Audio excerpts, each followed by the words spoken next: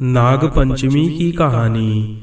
एक साहूकार था, उसके 7 बेटे और 7 बहुएं थी। सातों बहुएं जोहड़ से मिट्टी लेने गई।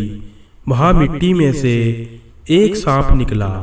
सारी दौरानी जेठानी सांप को मारने लगी तो छोटी बहू ने सांप को मारने नहीं दिया। उसने सांप को धर्म का भाई बना लिया और सारी जेठानी बोली, कल इसकी छलनी लाने की बारी है। वहां पर सांप निकलेगा और इसे डस लेगा। जब वह दूसरे दिन छलनी लेने गई तो वहां पर सांप बैठा था। उसने जोर से फुंकार मारी। वह बोली, भाई जी राम राम। सांप बोला, तूने मेरे को भाई बोल दिया, नहीं तो मैं तेरे को खा जाता। वह बोली कि तुम तो मेरे धर्म के भाई हो और मैं तुम्हारी धर्म की बहन, इसलिए तुम मेरे को कैसे खा जाते। जब वह घर आई तो उसे देखकर जेठानियां बोली कि इसे तो सांप देवता ने नहीं खाया। वहां से भी वापिस आ गई। थोड़ी देर बाद सांप धर्म का भाई बनकर उसको लेने आ गया और बोला कि मेरी बहन को भेज दो। तब जेठानियां बोली कि हमारा तो पीहर भी है, तब भी कोई लेने नहीं आया, और इसका पीहर नहीं है, तब भी इसका भाई लेने आ गया। बाद में उसको सिर धोकर मेहंदी लगाकर और सामान इकट्ठा करके भेज दिया। पीहर पहुंचकर सांप की मां ने उसकी खातिरदारी की। एक दिन उसकी पड़ोसन से लड़ाई हो गई तो उसका धर्म भाई अपनी माँ से बोला कि अब बहन को ससुराल भेज दो। फिर उसे बहुत सारा धन देकर भेज दिया। तब वहां पर ताई चाची बोली कि बहू तेरा भाई बहुत लाड़चाव करता है और तेरे को 6 कोठे की ताली भी दे दी, परंतु 7वें कोठे की ताली नहीं दी। तब वह अपने मन में बोली कि भाई ने मुझे 7वें कोठे की चाबी क्यों नहीं दी।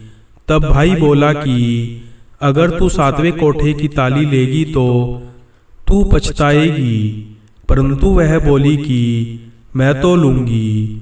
तब उसने चाबी लेकर खोलकर देखा तो एक बूढ़ा अजगर सांप बैठा है। अजगर ने उसको देखकर फुनकार मारी तो वह बोली, बाबा जी राम राम।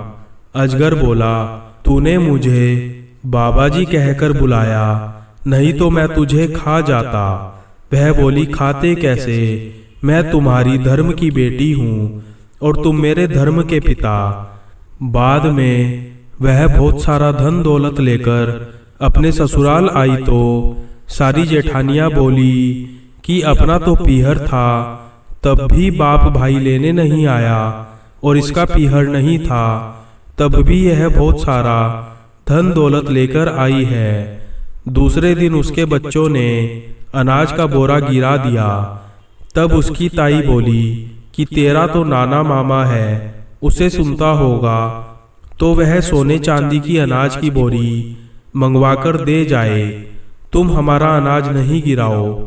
तब लड़के लड़की ने अपनी माँ के पास जाकर कहा तो सांप ने सुन लिया, और उनकी बात सुनकर सांप ने अपनी माँ से जाकर कहा, माँ बहन को तो बहन की जेठानी ताने मारती है, इसलिए मैं तो उसे सोने चांदी की बोरी देकर आऊंगा।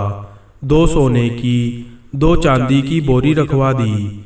दूसरे दिन झाड़ू बिखेर रहे थे तो ताई बोली कि तुम्हारे नाना मामा तो अजगर और सांप है, वह तो सोने चांदी की बनवा देंगे, इसलिए हमारी झाड़ू मत बिखेरो।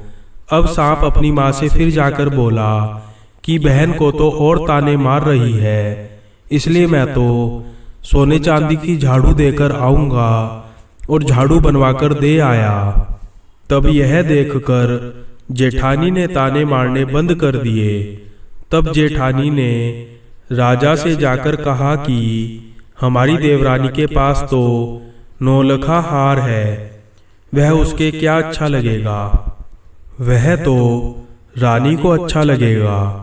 उसने साहूकार के बेटे की बहू को बुलाया और कहा कि वह हार तेरे को अच्छा नहीं लगेगा, इसलिए वह हार मेरी रानी को दे दे। उसने हार निकालकर रानी को दे दिया और मन ही मन बोली कि यह हार मेरे गले में रहे तो हार रहे और रानी के गले में नाग बन जाए। और हार देकर जाने लगी। रानी के गले में हार पहनते ही हार सांप बन गया और काटने लगा।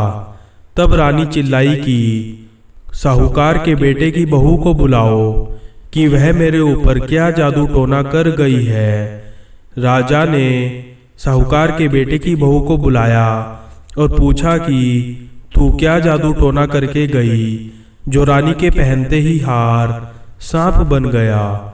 उसने कहा कि मेरे पीहर नहीं था तो मैंने सांप को भाई बनाया था, मुझे तो सांप देवता ने ही हार दिया था। राजा ने यह बात सुनकर हार वापस दे दिया और साथ में एक हार और दे दिया। यह देखकर देवरानी जेठानी ने सोचा कि यह तो राजा रानी से भी नहीं डरी और उसके पति को सिखा दिया और कहा कि यह धन कहाँ से लाती है। तो रात को उसके पति ने उसे मारा और पूछा कि तू धन कहाँ से लाई है। उसने अपने पति को सारी कहानी बता दी और कहा कि यह धन तो मुझे सर्प देवता ने दिया है।